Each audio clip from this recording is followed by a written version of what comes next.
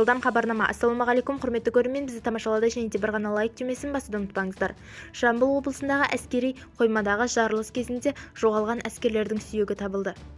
Өрт сөндіру бөлімінің командирі кіші сержант Бауыржан Дәуітбаевты былтыр 26 тамыздан бастап іздеген болатын. Сүйек қалдықтарын бөлімнің әскери қызметшілері іздеу жұмыстары барысында тапқан.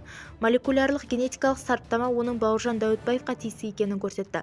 Жоғалған әскердің қызметкерлерінің сүйегінің қалдықтары мен қандас туымдастардың ДНК талқылмалары толығымен сәйкес келді делінген Қорғаныс министрлігінің хабарламасында.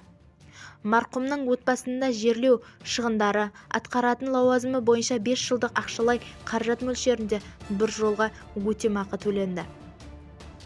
Былтыр тамызда Жамбыл облысының әскери бөлімінде оқ-дәрі қоймасында жарылыс болған еді. 18 адам көз жұмды. Бізді тамашалауды жалғастырыңыз.